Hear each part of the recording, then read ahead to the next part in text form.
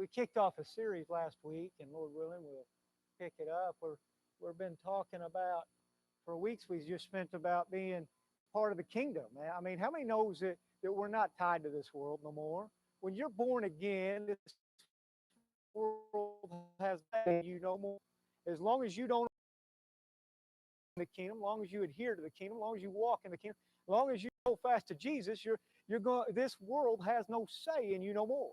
But because of that, we walk as children of the King, and because we're children of the King, we're heirs to the kingdom, and being heirs to the kingdom means we're kings and queens. Amen. We will rule and reign with Christ. We will, and we do now because of the authority He's given us, as long as we live on this earth. And in doing so, there comes great responsibility. How many knows you? Everybody say, I have a responsibility. You have a responsibility. I have a responsibility. When you have a kid, how many knows you have a responsibility at that point? There's a lot of people that don't live up to that responsibility anymore. Right? They don't live up to that responsibility, but we've been given a responsibility as children of the King. And we are talking about that. Go to 2 Samuel. This is a familiar scripture. It's been preached on, but I want you to see something building off of last week. And we're going to start chapter 11, first verse. And like I said, most of you know this story. But it says, in the spring, at the time when kings go off to war, David sent Joab out with the king's men and the whole Israelite army. They destroyed the Ammonites and besieged Rabbah, but David remained in Jerusalem. One evening, David got up from his bed and walked around on the roof of the palace. From the roof, he saw a woman bathing. The woman was very beautiful, and David sent someone to find out about her. The man said, she is Bathsheba, the daughter of Eliam, and the wife of Uriah the Hittite. Then David sent messengers to get her. She came to him, and he slept with her. Now she was purifying herself from her monthly uncleanness. Then she went back home. The woman conceived and sent word to David, saying, I am pregnant. Last week we talked about Ahab, and we talked about the characteristics Ahab had were not kingly at all. He had no concern for the kingdom. He only had concern for the king, Ahab. He was only concerned for himself and what he wanted, and he didn't care what it cost to get it. He didn't care. It cost him his own life in the end, because he just said, I don't care what God says. I don't care what God does. I just know what I want, and I'm going to keep going until I get it. And we left you off there about, look at Ahab. We don't want them characteristics. But then we look at David. And boy, ain't it amazing when God says, I'm going to raise up a man after my own heart. And later he goes on and says, David is that man. He's that man after my own heart. And you look at what David does here, and you're like, this looks just like Ahab. How can Ahab be despised and hated for the things he does and carry all them characteristics? But here David shows the same characteristics that Ahab did. He don't have no concern. He finds out she's married. And he says, I don't care. I want her. She looks good. Bring her on up here to me. And honestly, have you ever thought of it this way? You think about Sheba. She's told by the king to come. She may not even want no part of this. He don't even care what she thinks. He ain't asking, does she want to come up and be with the king? There is no, just go get her. There was no, go ask her if she wants to be with the king tonight. There was none of that. There is no concern for Bathsheba. There's no concern for there's no concern other than what David wants in this moment. So how come such a difference?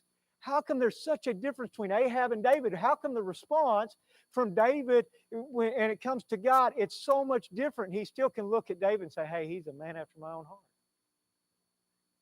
And in reality for David this is very atypical of David. This is not a characteristic that is uncharacteristic of David completely. This ain't his nature. This ain't who he is. When you look at the life of David, David's life from day one was always about the kingdom. This is why whenever he stood before Goliath, he said, who's to defy the armies? It wasn't who's to defy David. It was who's to defy the armies of the living God. He understood who he was, but not only who he was, who they were as a kingdom. They're the kingdom of God, and he understood that. So when he stood before Goliath, he knew what he stood for, and he knew it was bigger than him, and he knew when he stood out there, this life ain't even mine, it's his anyway. So this is where he was. This is his mindset. His mindset when Saul chased him was to understand this. He had two opportunities to kill Saul, but he said, I will not kill God's anointed because it's bigger than me. This is greater than me. The things of God are bigger than me. When it comes to the kingdom, God's will be done. And he said, knowing that he was going to be king in his mind, he had been anointed king long before this, but he said, if it's God's will, it'll happen on God's time. He never looked to kick down a door. He never looked to wipe out the king. He just said, God will make it happen. I just do my part. He fought and fought war after war. He was still, even while Saul was chasing him, he was still going out and fighting for the kingdom. Come on, somebody. Come on. He was still, the king hates my guts, wants me dead, and he's still serving the king. This is the kind of man David was because he knew it was bigger than David. He knew it was bigger than him. He knew there was something greater, and he knew he had something to live for. As I left you off last week, I said, are you going to die for it or are you going to live for it? If you're living, you'll lay down your life to live, won't you? Understand that this morning. I laid my life down so I could have life. I'd come to that place that I laid my life down that I could have life. And that's what David said. There's only life found there. He was willing to make an agreement with Jonathan. Him and Jonathan were best buddies, knowing Jonathan was the heir. He didn't even think of himself. He did not care about being the king. He said, as long as I'm in the kingdom, that's all that matters to me. It was bigger than him. But in this moment, David lost focus. That's simply it. He lost focus. He lost focus. He wasn't focused no more. Now, when you talk about being a king, you don't often think about focus. Back up one slide, if you would, please. I think you jumped ahead of me. When we think about kingship, this is what you think about. Leadership, right? A king should be a great leader. Everybody in here, that's what I said. You may not be the pastor of the church, but when you're a child of God, you lead people. You're always leading people. Well, you don't even have to be a child of God. You're always leading somebody. There's always eyes on you. But as a child of God, make no mistake about it, the world's eyes are on you all the days of your life. When you think about kingship, you think about leadership. You think about the motivating factor. A king is supposed to be motivating, right? I mean, as a king of your house, come on, you want to motivate your kids to get up and go to work. I was bragging on my son this morning. He's in here, so I got to be careful. I don't want to get him to big head. Oh, wait, he walked out somewhere good. So he ain't here. Oh, there he is. He's looking at me. You want to motivate them so that when they go out the door, then great things happen in their life, and they function as great children of God out in the world. They don't just serve under mom and dad no more. They go into the world and they make good stewards of everything they have. That's what our goal is it not? So there's always a motivating. You always talk about motivation. You talk about being in any kind of leadership in the church, being and serving. You're talking about limiting stress. You've always got to teach on limiting stress because it's stressful. Because how many knows this? I've told you time and time again. You serve the king, there's a battle. We started that way this morning, did we not? There's always a battle. It does not matter about the time you win that battle. There's another one because he ain't going to quit. And we know this as time approaches. He knows his time short. And so the battles come quicker and quicker and quicker and harder and harder and harder. So you got to limit the stress. Controlling one's emotions. Every one of us, emotions are God-given. You're meant to cry. You're meant to get angry. Jesus got angry. Don't make no mistake. But not for the emotions to control you. You to control the emotions. And you got to control the emotions. That's why I listen. You don't want somebody. Come on. You don't want a leader or a king. We're using the king word tonight, but you don't want a leader that walks up and just speaks their peace of mind when they want, right? You want them to control their emotions. You want them to learn to talk to people and convey the love of God no matter what they're feeling inside. There's a lot of times I'd like to give people a piece of my mind, but come on. Come on. You've been there. Don't look at me like I'm the only one. Come on. Bailey's sitting back there thinking, I'd like to give him a piece of my mind right now. I love you too, Bailey. There's an ability to control your emotions. You got to. This is things you're teaching when you're teaching and raising up leaders and developing a team culture, because it's bigger than us. It's bigger than this. These are things that we often focus on when we're talking about being leaders. And so oftentimes we miss that you must be focused to accomplish any of this. And I read this, now you can put up that other slide. Focus is this. It's the gateway to all thinking, perception, memory, learning, reasoning. Somebody misspelled, that would be me. And problem solving and decision making. How many believes that? If you're not focused, you can't think. Your perception of the situation is wrong. If you're not focused on the moment, you're not focused on what's going on already, the perception can be all wrong. Your memory, you forget. Oh, Lord, help me. Because if I'm not focused on what God's doing, then I forget what God's done.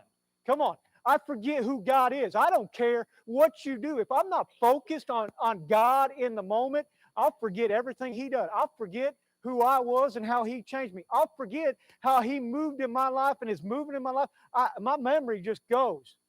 Come on. Learning, the ability to learn. You don't learn from situations if you're not focused on the situation. Why? You're just looking to get it at. We hate battles, don't we? We hate them. But what a learning moment. In the midst of a battle, to learn and have reasoning, then to reason the situation and have clarity in it, and then to be able to solve problems. Look, if I'm not focused on the whole situation, if I'm not focused on it, then how in the world? I was thinking of this the other day. The other day, I was meditating on this, and I remember one day I was leaving my dad's building. We went up there for something, and me and Dyson and Skylar were pretty little at this point, and they walk out and they're fighting, you know, like all the other kids. Me and my sister didn't. We got along like, you know, we're like this. We never fought. But my kids, they fought all the time. And the two boys still fight, but they were fighting and yelling at each other, and we get in the car, and my focus completely turned to them, and I wasn't paying attention to what I was doing. And I slammed that car in reverse, and I backed up, and I backed right into one of my dad's trailers. And my wife's car had a big old ding in the back. I went home and I worked to try to get that thing out. Chipped up paint and everything else, trying to get it out. It didn't look good. It was ugly. And she wasn't happy with me. And everybody'd say, what happened? The trailer got in my way. But I wasn't focused on what, are you with me? I wasn't focused right there. My focus turned and moved. And this is what happened to David. And you expect this for young people, don't you? We think, oh, well, young people, they're the ones that they lose focus, and us older people, we've learned to keep focus and all this. Did you know this? David is said to be in his 50s now. This ain't that teenage boy that marched out into the army and said, what is wrong with all you guys? This guy has no say. I fight for the living God. That's the teenage kid, the rambunctious and the go, and he was focused. This is a 50-year-old man that has served God his entire life that lost focus.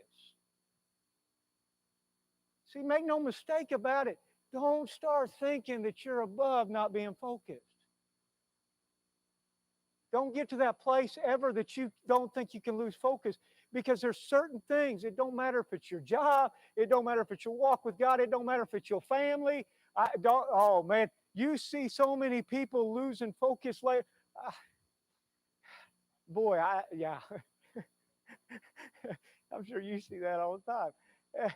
I think about older parents, because, we had Donovan when we was a little older. But you think about older parents, what begins to happen? They get lax, don't they? And then they say, oh, that kid's spoiled. No, we just quit fighting. We had to fight you, and then we had to fight you, and like these other ones that have 5, 10, 15 kids, you're like, what is wrong with you people? You gotta have to go ask them. They're not here this morning. You go ask your mom, and what is wrong with you guys? You'll know. You'll know one day. How did you do it? You get to the point you go, why? Because I'm wore out. I'm wore out. I'm wore out. And the only way to stay focused, the first step is you gotta stay refreshed. You gotta stay in a place that you've energized. Remember David, if you go back and look with David, he he had just been on the battlefield all summer into the fall, and they just come off a war. I'm sure he was exhausted. He has fought his entire life. That's all he's known. He's fled for his life, and I'm sure he's at the point, I just need some rest. I just need to stay. I know it's time to go to war, and I know we got a lot more battles out there to be had, but I'm tired of fighting. Come on, I'm talking to somebody this morning. I'm tired of fighting. I have fought the Ammonites time and time again. And don't they get it?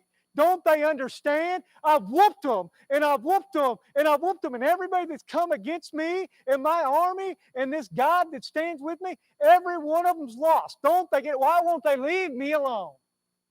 Come on. I'm sure he's in this place. And he's sick and tired of fighting. He's tired of battling. Sick of it. And he's just wore out. And in the time he had to rest, now he's got to come home and he's got to play daddy. He's still got to be king at home. Come on. It didn't stop. And now his responsibility kicks in. And he ain't ready to go. This is why it says it's time to go, because it was an optimal time. The season was right. That's what it says. That's what it means when it says it was time to go to war. It ain't like they set it on the calendar and said, well, July 4th, we're going to go to war. It was just the ultimate, it was time for marching. The season was right. And usually it was later in spring and the rains had quit and the ground had started to solid up and the grass was green and they would have fruit on the trees, birthing and everything else. Everything was just ripe to go. And they could march in these situations. And it's his responsibility. Come on. It's his responsibility now to go to war and lead the army. And he's just tired. He's just tired. What would have happened? What would have happened with the apostles when Jesus said, look up, the harvest fields, they're white. They're ready for the harvest. The time is now. And what did they do? We talk about a move of the church, and we're always waiting for a move of the church. But it was in that moment that God stepped out, poured fire down, and they just started walking. And what happened? The church from 120 was birthed into thousands overnight. In an instant. In a time, you can read the scriptures that know what it says. Thousands upon thousands got baptized in the Holy Ghost in an instant. From 120 that's praying in an upper room. Why? Because the field was ripe and they was ready for a fight. They were ready. And don't make no mistake about this. Look in Acts chapter 1, verse 4. Look at their focus. Acts chapter 1. On one occasion, I'm getting ahead of myself, but I want you to understand this. On one occasion, while he was eating with them, he gave this command, do not leave Jerusalem, but wait for the gift my Father promised, which you have heard about me speak. Now listen, he's telling them there's a promise and I'm about to give it to you. My Father said you'd have it. Oh, they should be excited. Come on, if God said you've got a promise, the harvest feels ripe. It's time, and I'm about to give you something. Come on, how many want something this morning? God's giving you a promise, and he says this morning's the moment you're going to get excited. And he says, for John baptized water, but in a few days. Oh, come on, in a few days. I'm getting what I've been believing God for. It's coming to pass. In a few days, we'll be baptized with the Holy Spirit. Come on, verse 6. Then he gathered around him. They gathered around him and asked him. They gathered around him and asked him, Lord, are you at this time? Their mind went from what he just said, and their focus went to something else. Their focus went to completely something else. Are you going to restore the kingdom to Israel?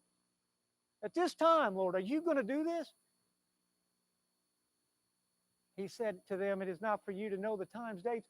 The Father is set by his own authority. He reminds them that, why are you worried about this? You're supposed to be focused now. You're supposed to be focused on the here and now. He had to change their focus back. He had to turn it back. And I'm sure that they were tired of fighting. But the fields were ripe. It was their time and their moment. And if he wouldn't have got their focus back on track, if he wouldn't have turned them back on track, then in this moment, they wouldn't have been able to receive the promise. Now, Jesus got tired. Everybody knows that, right? Oh, man. You imagine the battles Jesus fought? I mean, every time he turned around, somebody didn't believe him. He could lay hands on somebody, they'd be dead. He'd tell them to get up and walk, and they're like, what's wrong with you? It's Sunday, or Saturday for them. It's the Sabbath day, and you're not supposed to heal people on the Sabbath. What is wrong with you people? That's what I would say, and Jesus, well, you know, he does it in love, but when we go to the garden, we miss so much stuff in the garden. I love my two favorite scenes in all of the Bible: the garden scene and the cross, of course. But in Luke chapter 22, Jesus is going out, and look what it says. Jesus went out as usual to the Mount of Olives. He's in the Garden of Gethsemane, and he goes out. It says, as usual. This wasn't just this moment. Get that. This is how come Judas Iscariot knew where he was when he leaves, because this isn't like Jesus saying, well, I'm tired, so I'm going to do this today. This was a usual response of Jesus. He knew when he was tired, when he was needing rest, he needed to be energized, he knew where to go. And it said, and his disciples followed him. Go on. On reaching that place, he said to them, pray that you will not fall into temptation. Now remember, he's trying to get their focus on the moment. Okay? He withdrew about a stone's throw beyond them. He knelt down and prayed. Father, if you are willing, take this cup from me, yet not my will, but your will be done. Now look what it says. Luke's the only one that gets this. And an angel from heaven appeared to him and strengthened him. It tells you where he was. He's exhausted. Remember in Matthew 5, after he gets baptized in 4, where's Jesus go? He goes up to be tempted for 40 days. He fasts for 40 days and 40 nights. He goes to be tempted. At the end of that, what happened? The angels come and what? Minister to him. Because he had fought a battle and he was exhausted and he needed rest. And he needed a ministering spirit to come and minister to him. And the angels come and began to minister to him. This is what's happening here in the garden. And Luke tells us that an angel come down and ministered to him and began to give him strength. And in being in anguish, he prayed more earnestly and sweat like drops of blood falling to the ground. This is actually, there's something, I'm not even going to try. A medical term, when so much stress comes on you, you can actually begin to sweat blood. That's where he was. He is in a place of stress. Come on.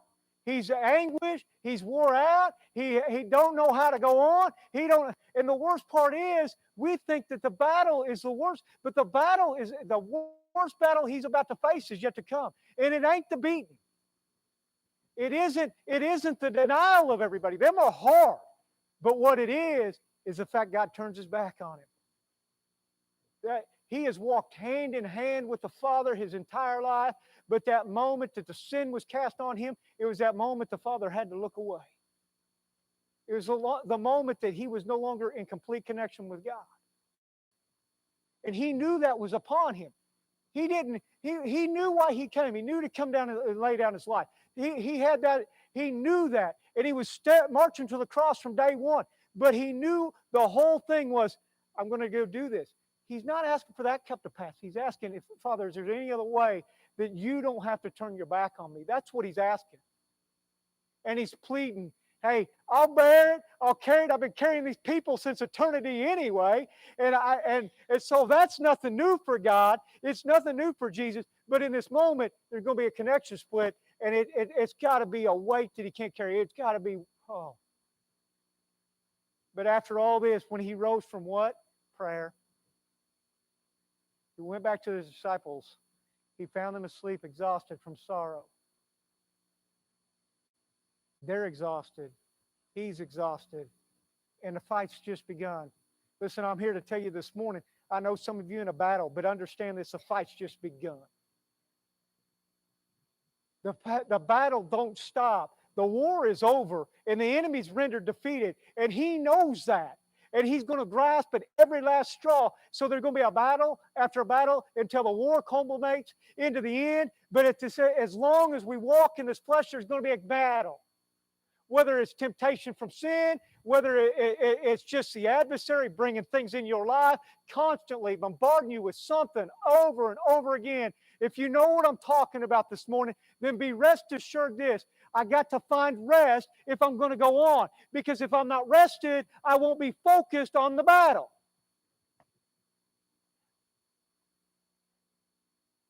I've got to be rested. And Jesus shows us how. You got to have a place that I go and I fall before the Lord, and it's just me and the Lord. He was wanting the disciples because he knew they were exhausted. And he's wanting them to get refreshed in this moment. He's calling somebody this morning. This is your moment. But Pastor, I've been doing that. I've been praying and pleading. Are you praying for the Lord to refresh you this morning? Listen, I don't pray the battle. I pray the outcome. And the outcome is the Lord's won, and it's victorious. I look at the enemy, and I tell him, you keep bringing this on me, but understand this, you've already lost, because my God said you've lost, and the battle is mine, saith the Lord. This morning, understand something, and I can focus on everything other than understanding that I've already won. I know the situation, I know the circumstance, I look at it the face, and I know how to win. That's why when David stood before Goliath, there was no ifs, ands, or buts, was there? He wasn't concerned about the armor. They slap all the armor on him, and it can't fit him. Saul's a big old boy. He's a young teenager. Wasn't concerned with it. All he saw was it done. His focus was, I already see it accomplished. His focus was not seeing the battle. His focus was seeing the end result because it was already done. And he could stay that way because he was refreshed at that point. But in this moment here, he isn't in that place. The second thing, the second key to staying focused, you see it in the book of Acts, but you also see it in David here, is the fact that he must be, I better read this right because I think Mike's a little behind on me this morning. You must live in the moment. You got to live in the moment.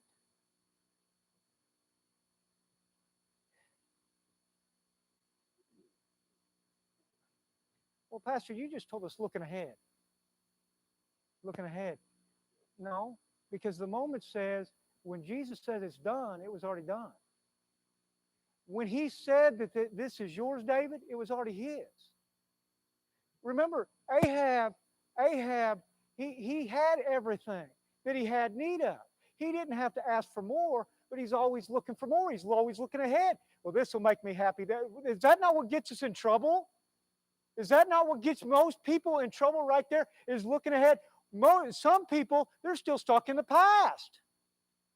Lord help me, because they're stuck in the past. Well, 20 years ago, God moved. No, he didn't quit moving. You quit moving. You're stuck in the past. The moment is now. The time is now. You live here today. You don't live in yesterday, and you don't live in tomorrow yet. Tomorrow will be enough. That's why he says tomorrow is sufficient. Today is the trouble. Come on. How many's been in that place that, oh man, tomorrow's going to be a bad day? I do it all the time. Especially not this week, because Monday most of you probably have off. It's July 5th tomorrow. Most of you have vacation day tomorrow. Woo! But most Mondays, we're looking at like, oh, tomorrow's Monday. Where did Friday go? Where did Saturday and Sunday go? Come on. I dread it. Okay. We're always worried about tomorrow instead of enjoying the day, right? In this moment, there's some people not in this moment. I'm going to go take care of this after this church. Come on. Wednesday night, man, I butchered Wednesday night. I felt terrible when I went home. I said, man, that could have went a lot better. And it was a rough day. Tuesday night, our air conditioner went out. And I actually done pretty good because I went to bed and I thought, I'll just take care of it tomorrow. And I got up and I went and I went and got a thermostat as soon as they opened. And I thought, I'm going to take care of this early. And I went because I thought it was just a bad thermostat. And I went and I put it in and it didn't work. And it's one of them dumb ones that got the batteries in it. So you really don't know if it's connecting with the, I shouldn't have bought it. It makes me mad. But anyway. And so then I crawl under the house and I'm looking to see if I can see anything wrong with it. And I'm not a heating air guy, you know, I just pretend like I know it all.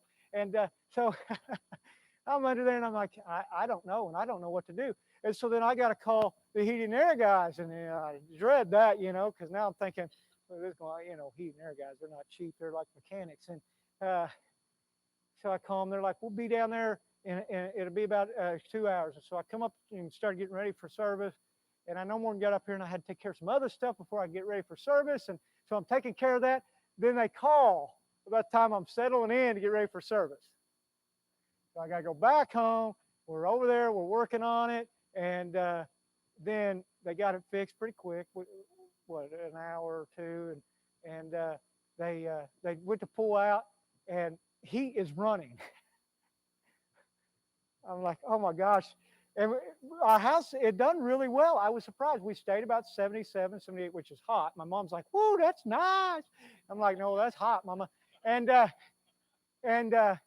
but this heat kicks on. And it's 82 degrees like that. And it's still running. I'm over there because at first I just thought it was blowing the heat out of the ductwork, you know, and clearing it out. So I waited. Well, they're down the road and they're taking off and they're from Mountain Grove. And I'm like, Marlene's like, you better catch them. And I'm like, oh, so I'm calling him. He don't answer his phone. I'm like, oh, Lord help me. And of course, I'm shut the heater off in the meantime because it's like hot. And he turns around, comes back, and I guess I wired up. This is why I run one of the wires to the heater instead of the AC unit. And so when the AC was to kick on, it kicked on the heat. And he come back and figured that out for me. I don't tell everybody this stuff because they're going to make fun of me. I told you I'm not a heat and air guy. But if you want me to come, I will charge less, I promise. And they turn around and come back. Long story short, it was almost 3 o'clock before I got back up here. Well, I get back up and I try to settle in. I no more than settled in, I got a phone call. And then no more got off the phone. I'm talking, hung up my phone, and it rings again. And I'm like, Lord, what is going on? And then, I love you, Sam. Sam comes up to me when he gets here. And he goes, can we visit? He said, I'll visit with you Friday. And I said, well, I don't know if I'm going to have time Friday. I said, can we do it before service? And he said, yeah. That was stupid on my part. I went home, took a shower, and I let him eat. And then we went back to the office. And then he told me, we talked. And Sam, he gave me some bad news. It's great, but it's bad. And it's great for him. Love you, brother. But it's bad. And so in that moment, now my mind is on, I got to pay a heat and air bill. Woo! And Sam's news. And that's where my Wednesday was. All over the place. My focus was not on the moment. Because the moment was what?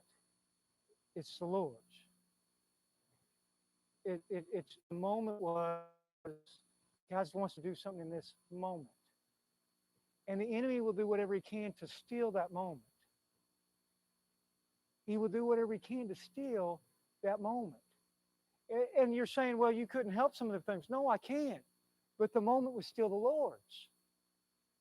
Even in the midst of trial or in the tribulation or no matter what it is, in that moment, it's the Lord's, is it not? If I'm a child of the King, it's that moment that God controls. And so even though David's in the wrong place, his moment now, because his mind ain't in the right place, his mind should have been focused on the war. Nonetheless, that's where his heart should have been about the kingdom and focused on the kingdom. So then whenever he even looked on Bathsheba, whenever his eyes glanced that way, the moment says this, it's about her and it's about this kingdom and it's so much bigger, and so I don't desire none of that. Come on. Even if he's in the wrong place. And the disciples, that's where Jesus was, they weren't, oh, come on. Here in the Acts, when we meet them, Jesus is here for the last moment on earth that he's going to walk with him. How many gets envious of the apostles in this moment? I get a little envious. I'm like, I would have loved to just sit with Jesus and hear his teaching. Not from some bald-headed guy's mouth, but from Jesus. Come on. Right? I mean, my wife, I know, but it's not the same as Jesus. She knows what I'm talking about. I'm going to leave that away because you guys know what I'm talking about too, but, you know, I'm not going to bring it up this week. I brought it up twice Wednesday. Come on. No, they were with Jesus. And they're living in the future. Or are you going to restore the kingdom at that time? Why don't you just say, Jesus, you got a problem? I'm just glad you're here. This is worthwhile. Come on, how many just glad Jesus is here this morning? How many's excited that Jesus is in the house this morning? How many says, Jesus, I'm glad I got this moment. There ain't nothing outside the door. I don't care what happens in a couple days. I don't care if I got to work tomorrow. I'm just glad that you're here in the house this morning. I'm glad you're speaking to me. I'm glad you're going to refresh me. I'm glad you've got something for me in this moment. I'm glad I'm with Jesus this morning. Come on. Instead of that moment, and they're thinking, well, are you in a couple days? Is that the promise? Is that the promise? Well, the promise is right now. I'm here. I'm here. Because in that moment, oh, what a blessing. What a moment. And they're missing it because they're fixated on everything other than that moment. And it doesn't matter. Think about them moments that the apostles were in. And we look at the book of Acts, but look at Paul. He's in the middle of a discussion with the Jewish leaders all the time, is he not? Every time you turn around. Peter, in that moment, walking in the temple. He's just going to worship God. And some beggar sitting out there, I want silver and gold. He says, silver and gold I have none. He just watched God move in that moment. And then he walks on, he goes in, and they usher him in now and say, you're in trouble. But what's he do? What's he do? That moment is an opportunity to serve and glorify God. He just saw God work and move, and then the enemy's trying to steal it away, but he said, there's still a moment for God to do something great in here. In that moment. Because I always look at the moment as it's God's. It's a God-given moment for me, long as I give it to him. I can take these moments back all the time. I do it a lot. I'm preaching to myself this morning. I do it a lot. Whenever I don't like a moment, I'm just praying for it to be over. God, get me through this day. We was up on a roof. What day was that? Tuesday. We started at 5, and I think it was about 9 o'clock. And this is the third time I checked the phone because I'm thinking, the time, and I'm thinking, we got to be getting done. We got to get done. And my boss, he got off the roof. He got a little hot, and I'm up there, and I'm not a roofer, and I'm up there, and I'm roofing by myself. And he's like, you can get down and take a break. I'm like, no, I want to get this thing done. It's too hot. I just want it to be over with. But there's a moment. And if I surrender it to God, it's going to be awesome. No matter what the battle is raging around you. And if David would have surrendered that moment, if he would have given it up and yielded in that moment and said, this is a God-given moment. I'm not even right. I'm not even in the right place.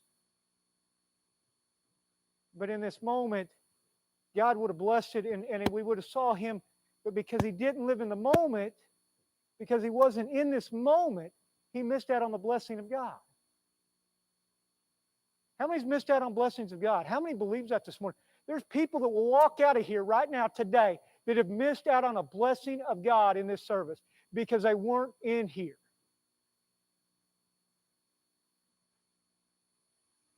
I really believe that is one of the hardest things for people to get. You can be here and not be here.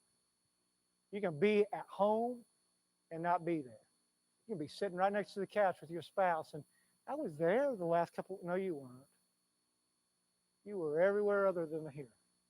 Just because your body was here don't mean you were here. You're living at work, you're living over here, you're living at, and I'll be real, the enemy's living rent-free right here. He's living right here. And so then we wonder why we can't think, we can't perceive, we can't discern situations. You talk about people being discerners, but they're not even focused on the situation. They're thinking about everything else. How can you be a discerner? You ain't heard nothing God, oh, Lord help me, you ain't heard nothing God said in months, but you call him to be a discerner. And in this moment, you're not focused on the things of God at all. You're focused on your thing. That's where Ahab was. That's why we can separate the two, because David understood when he falls on his face later and understood, my focus got off and I lost sight of who I am in Christ. I lost sight of who I am in God. I lost sight of who I'm supposed to be. And he just falls down and he does what a man of God does. They recognize where they're at in the moment, and where he was a lost man that needed help. And it wasn't because he had served the Lord long enough. It wasn't because he's a young Christian. It wasn't because he's a young man of God. It was just because where he was in his life, he was an aging veteran, so to speak. He'd been serving God his entire life. And he still lost his way.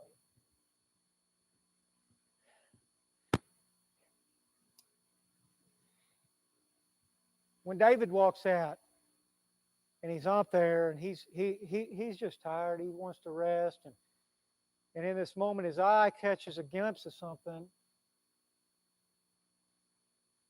and it distracts him. It distracts him. You know why? Have you ever noticed that if God is getting ready to do something amazing, that there will be all kinds of commotion going on in here? There'll be a popping. You heard it. I heard it. I did. There'll be a popping in the speaker. The sound equipment won't work. All of a sudden, the band's up there, and they're standing there, and they're waiting for them, and they're looking up there and being like, hurry up, guys. Come on. Start that song. And everybody's eyes are up. When they're going to start singing? Well, there's always a distraction. And that's just in church service. Come on. That ain't even talking about you. If you see it right here, you know how much bigger it is out there, because that man has no control here. Nobody other than God has control here. Yet he comes in, he tries to play with some stuff and mess around, but at the end of the day, it's going to work out for the glory of God because he's given all control here. I promise you that. But how much out there in this world does he have control of? Why do you think it's so distracting? Why do you think every time you turn on the news, they tell you how bad it is? To distract you. As a child of God, the last thing I've said this time and time again, I limit my news because it does nothing but distract me from what God is doing. Because make no mistake about it, God is doing a marvelous work. And I don't care if he ain't moving in your life. I do care because I'm your pastor. But I'm being honest. He's moving in my life, and I know he is. He's doing great things in my life. And I want to see him, and I want to recognize him. If I'm distracted, then I don't see it, and I miss out what he's doing right here in our midst. I miss out on all the great things he's doing. If I'm so focused on everything other than that, if I'm not focused on God and the things of God, then I get distracted. And I got to stay and remove the distractions. And I got to keep the distractions at bay, because they will always take it and turn your eye. It don't take much either, does it? Because I can be walking, you know me, I walk back and forth through here. But if I'm not focused on where I'm walking, and one of you become a distraction to me, What will I start doing? I'll fall over in your lap, Bob. Right? Why do you think so many people get off track with God? And what does David do? He don't remove the distraction. He invites it in his house. He goes, hey, who is that girl? She look good. Come on. She's pretty nice looking, won't she? Yeah, hey, Deegan, why don't you go grab her and bring her on over? Come on. Come on. And we find that funny, don't we? But we do it every day. We know it's a hindrance. We know it's something. And yet we sit there and we keep our eyes fixed on it. And then we just keep it at bay and say, well, and we just kind of circle it. Well, if I just get close enough, maybe. Why do you think you keep falling into temptation? And why do you think he keeps coming and sticking it right outside your door? Come on, Alice, you want that? Come on. Right? And you know in your heart, it ain't for you. You know it ain't. He knows this is wrong. She's a married woman. He knows that. God's given him women after women. He's got lots of wives, right? And he tells him later, what did he say? He said, if you wanted more, all you do is ask. That ain't the issue. You're taking something that ain't for you because the enemy waved it and it became a distraction. And you saw something you wanted. And instead of removing it, he welcomes it in. How can he remove the distraction? Pretty simple. Get off the roof. Don't keep it at bay and say, "Oh, that looks good down there. We're going to just stand here and watch." Come on.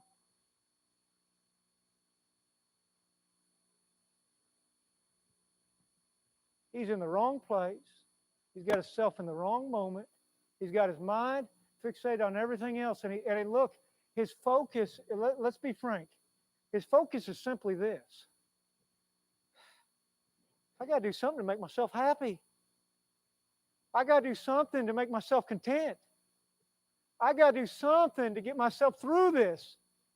I've told you before, and I try to be as clear about me. I try to be an open book, and I'll tell you something about me. I always know this. I always know this. That I reach places when I get empty, I get tired, and I get wore out. I reach places that I don't even know what's wrong with me. I don't know what's going on. And it's that moment the enemy will come in and try to distract me with everything other to keep me in that place. And so then what do? Lord, I got to find contentment. What is it? And I try to find something that keeps me content in the moment, something feeling, and make sure, make no mistake, it's never filling. It's never restful. It does nothing but bring more heartache in. It does nothing but bring more turmoil in. It does nothing to benefit me at all. It's until that place I go that I actually get refreshed and get rested up in that place that I remove the distractions and get everything out, and it's just me and God. Till I get in that place that I'm just in line with the Lord and I'm just in that moment that's just me and God. There were so many times as a youth pastor, it was very difficult for me. Because like I've shared before, I'd get up at 5 o'clock in the morning, I'd get off work, I'd have just enough time to just take a shower. Sometimes I didn't even have time to shower, and I'd had to be at the church. But I'd usually have enough time to shower, and I would usually go up and I'd begin to pray and do as much worship as I had. Very limited time, but then I'd go to church, and I would be there until, and I'd preach my heart out. I'd be there until 10 o'clock because you're ministering to teens, and their days just kicked in. Come on. And then you get done at 10 o'clock, and I haven't ate supper, and that's on a good night. On a good Wednesday night, I was done by 10. Usually it was sometimes 11, 12 o'clock, but I hadn't ate supper. And so then I go eat supper, and then I get up at 5 o'clock in the morning. And let me tell you, if you know anything about preaching, if you really preach, it takes a long time to wind down. So you come home afterwards, it wasn't like, oh, I'm so tired, I'm going to go to sleep. No, you're wound up. You're ready to go again. You want some more. Come on, Lord. That was good. That was awesome. And most times you're sitting there thinking, woo, Lord, I don't know where that came from, but that was good stuff. I liked it. And but in that moment, I remember I would be so wore out and exhausted, and I just did not, but I needed to be ready. Remember the time, harvest fields white. This is your job. This is what your responsibility. This is what I've called you to do. And as a king, you've got to lead, and you've got to do it. You can't just say, "Oh, I'm not going to show up tonight." You have to go do it. And you want to do it to your best ability and all your heart. And so I had to find that place that I could be refreshed. I had to remove the distraction of the day, because it don't matter what you're doing. You know, it don't matter if you hate your job. What do? You sit around and think about your job after you got off work. So you had to remove the distraction. And you had to get yourself in the moment. Because every time I preach, I don't care where I preached, I don't care if it's been in the prison, I don't care if it's nursing home or assisted living, I don't care if it's in the church, I don't care where I preach, I've had one goal: to deliver the gospel and see God move in it. So in order to do that, I got to be in the moment, because I know this is a moment ordained by God, and He's got something for all of His people. So I had to be in the moment. And so I said, God, I don't want to miss this moment. So how did I do it? I'd fall on my face, and there was times I just began, I couldn't even pray. I was so tired I couldn't even pray. And so what did I do? I began to just heed to the Spirit and pray in tongues. I didn't know what I was praying. And in that moment, I remember all of a sudden joy would come up and well up, and I walked out with, I try to limit some of the stuff I've done, because I'm in an older group. But when you're a bunch of teenagers, sometimes you get a little more excited. It was just a little room, so I'd be running around. I'd be up in their laps and everything else. That's the way I preached. And so I try to limit some of that emotion in here. You know, you got to be controlled, because some of these people be running out the back door. I've ran a few out. So I don't always let loose that way. And it was like just an energy burst. Why? Because He said, I created this moment, and I would never not equip you with what you have need of in that moment.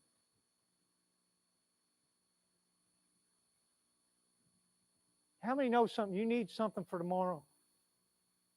You're going to need something for a month from now. This is a moment from the Lord to be equipped for all that. This is that moment. You know why? Because this is the only place the distractions can truly be removed. This is that place that it's just, this is why we gather. So that we can remove everything else. So that, I know it might be even a timetable, but if you're really here, then you understand I'm here. I'm not because, but because He's here. And He has something for me. And so I've removed every other distraction. There ain't nobody at home. I'm not going to receive a phone call. I hope you shut your phones off. I don't even bring mine in here. I've got it shut down. My mind is clear. My heart is clear. And Lord, it's just me and you now. That's so hard to get across to some people. That's why here in a moment when we give an altar call and you say, hey, you don't know the Lord, you know what they're thinking? Well, such and such will see me, or they'll think I'm bad, or there's something wrong with me. But if it's just me and the Lord, then I recognize that, and then everybody else fades away. There ain't nobody else here but me and the Lord. I'll tell you something. I'm going to share something real quick. I still got one more point to go through, but I want you to get this. Because I'm not a public speaker at all. I don't even like to talk to people. I can talk one-on-one. I love carrying on a conversation with people that way. But to go meet new people, it's not my cup of tea. To go out, I remember my cousin telling me one time, let's go down there. It was down here to the lake. And he goes, let's go down and play basketball. And I said, I don't know nobody down there. And he said, that's all right. We'll go make new friends. I said, you go make new friends. I got enough. I don't want to meet new people. I'm not that. That's not me. And public speaking definitely ain't me. You get me in a group of 10 people, I'm going to sit back in the corner, and I'm serious.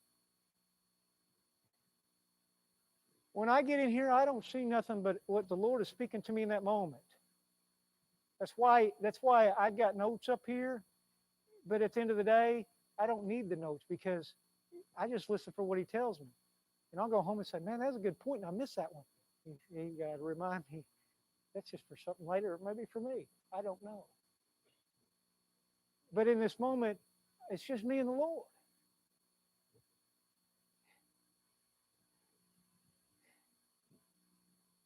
And when we give this altar call, that's what He wants us to recognize. See, I'm not approaching Davy. I'm not approaching Brother Sam. I'm not even approaching this wooden things up here. I'm approaching the altar of God. It's just a representation of it. I'm going into the Holy of Holies, and I'm just going to sit with God. I'm going into the place that it's just me and Him, and I'm going to yield and surrender myself. Why you see everybody else in here? It's a distraction. But they're here. Yeah. There's always going to be distractions all the time around you. That ain't ever going to cease. It's your job to remove it. It's your job to remove it. And that goes in every day of your life. Because there's some things that are taking people down roads and off the track from God because their eyes got fixated on them. And they just keep that distraction at bay. And they keep it just close enough in their eyes, and they just get further and further away from God. Why do you think Solomon got in so much trouble? He watched his daddy get distracted by a woman.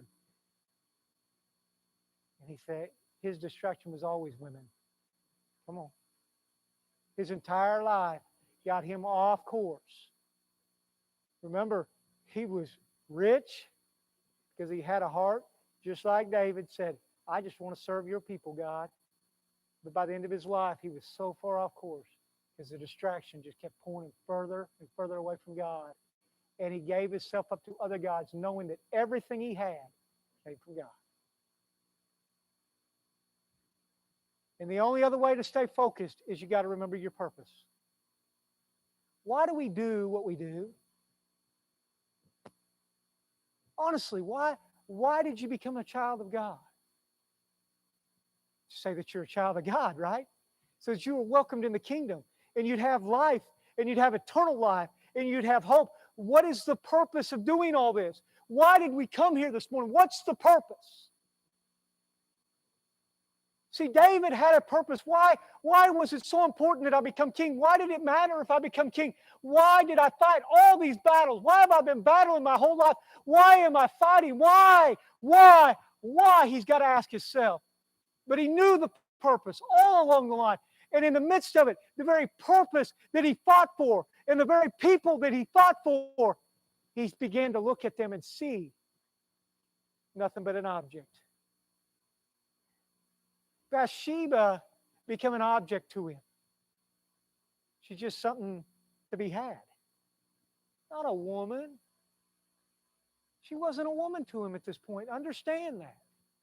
She's just an object to be had. Uriah becomes dispensable. Oh, I really want this thing. And, he's her husband, but, I could be better. Let's get him out of the way. He becomes dispensable. But David's fought for these very people his entire life. He forgot his purpose. Why am I a king? Why have I been given power? Why have I been given authority? It's for the glory of God. It's so God can be seen, so God can be felt, and God can be heard. So that when I look upon somebody, I don't see an object. I no longer see somebody dispensable, but I see an individual that's lost and hurting and broken, and that God wants to welcome into the fold. Listen, Lord help me. Because there's people, I've heard them, and they've had so many battles in their life, and they've fought so many fights. I know people that have served in the army, and they look at individuals. I know an individual that he served in Iraq, and he was a military police, and he come to the place. There's only one thing I have for them people: 2 in the head and 1 in the chest. 2 in the chest, 1 in the head. Either way, that's where his mind went. And I said, hey, I understand you've been through a battle and you've endured some things, but understand this. Paul also persecuted Christians. He went around killing them, and he looked around, and he became the greatest evangelist we know. Why? Because he was a man. And God wanted him. And no one quit on him. God never quit. Aren't you glad that you're not just an object, that God didn't quit on you? that he kept sending laborers in the field. He kept knocking on the door. He kept calling your name. There was a purpose, that there was individuals in your life that knew the Lord. I didn't come to know the Lord just because on a whim. I come to know because all the seed planted from a very young age, that my mama drug me to church. My grandparents, they set a staple in my mind that God was foremost to them. I had individuals saying, praying for you. I had individuals that were sitting there and they were being a living witness to God no matter what I've done. I remember one night being in a bar and one of them still dropped his arm around me and said, I love you. Being there, even though they didn't want to be there, but they sat there all night with a bunch of drunks. Why? Because I wasn't an object. But how many times in the church today we forgot our purpose and we begin to look out these doors and say, Lord, just get them out of the way, get them out of the way, get them out of the way, and forgetting that the Lord brought them in your life. And your purpose is to bring glory to the kingdom. In the midst of a battle, that's why we say it's the greatest testimony to who God is, because you keep if you're fighting the fight right and you're delivering up, you walk around and it may be hard at times, but you know this, and you got to be the mouthpiece that says, hey, I already know who's won. You got to be the mouthpiece no matter what, because I'm staying up strong and I know what the word says, and I'm staying focused on who God is and what God can do, not what I can do, what the doctors can do, no matter what anybody else can do. I'm focused on who God is and what He spoke, and so I'm fixated on that, and so I can proclaim all the days, hey, it's going to be all right. It's going to work out. And I don't just proclaim it, but I live it that way. And then I look and I say, because see, that is the people that made an impact in my life. Them are the individuals that impact me. And what do you have? What do you have that you can look at me and say, I'll pray for you? And I just cussed you out. What do you have? I want that. When somebody says that to me, we're going to go blows. That's where I was. I was just hoping. I was just baiting them. Come on, say something to me so we can fight.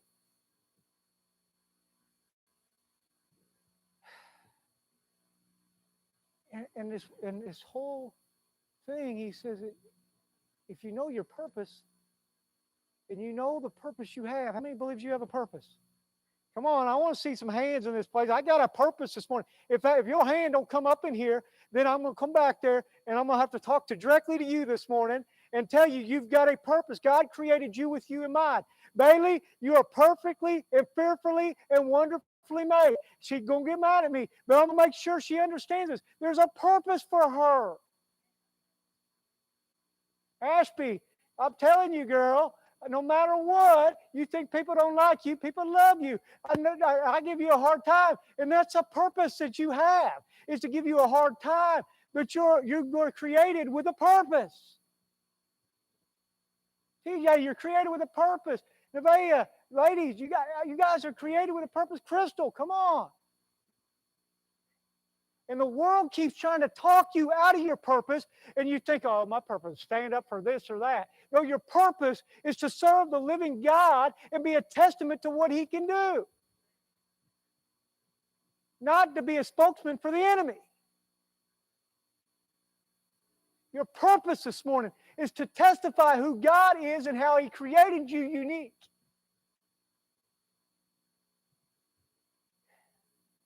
You got a purpose. Why do you think He steals so many people's purpose? We live in a world of confusion. We live in a world of Lord, I don't even want to go. We don't know if we're man or woman anymore. And I thought that was pretty simple anatomy. I knew that when I was 2 years old. And Mama didn't have to tell me. Come on.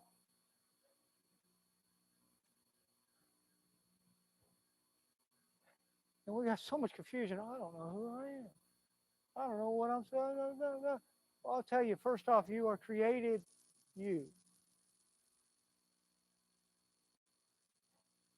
Just distraction. Distraction. You know why? I don't, you know why? There's so much, we blame everybody other than the one we should blame. But you know why there's so much of this well, there's a commercial on all the time. Asian hate is raised 190%. I'm so sick of seeing that. You know why they want to push that? It's because the enemy, if I can distract them from everything other than, everybody hates black people if you're white. There's a distraction. And all the blacks, you hate all the whites because they're privileged. A distraction. And it's foiled by one, the enemy. It's him. And he wants to do this thing so that you're not focused. Why? Because then I look at somebody and then I'm thinking, well, I gotta say the right thing. I better speak the right. Instead, I know if I was in the inner city, they would get mad at me. But I'm gonna be frank. No, I didn't grow up in an all-black school, or there was very limited black. We had some black kids that went to our school, but I never looked at them any different. I didn't come and I didn't say, "Oh, you're black. I don't know if I'm supposed to talk to you. Do you like white people?" But is that not your thought process now? I got to be careful because they may hate white people.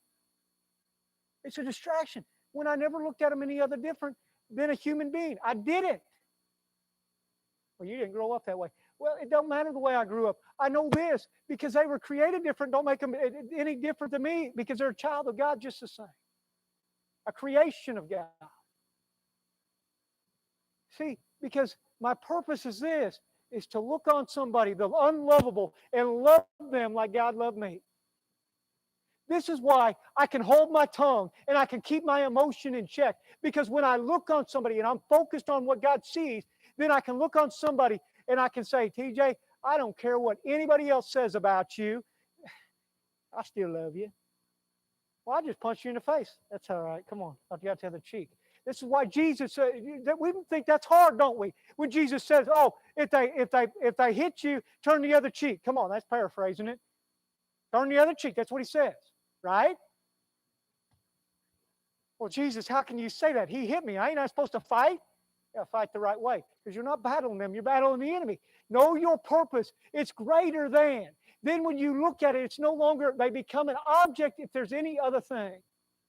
They're not an object. They're a person. They're an individual.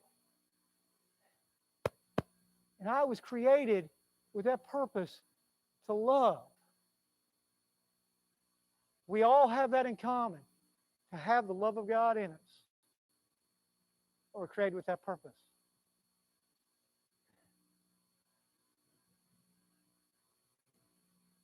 David could look at him and say,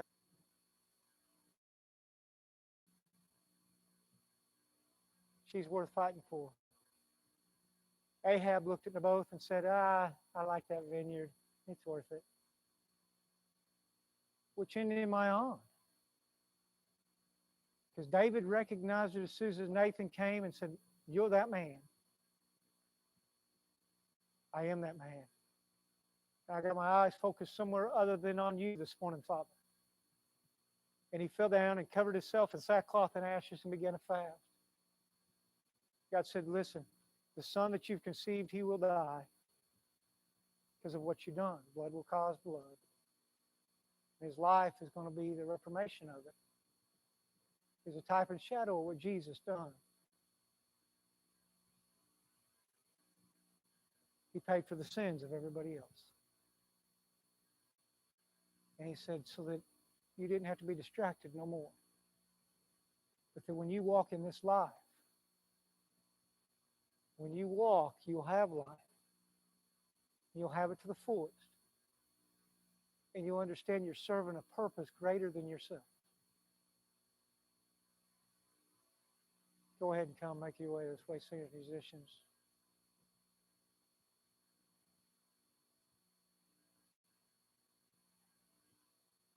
I really don't know what the altar call is this morning. Sometimes he gives it to me, sometimes he shows me,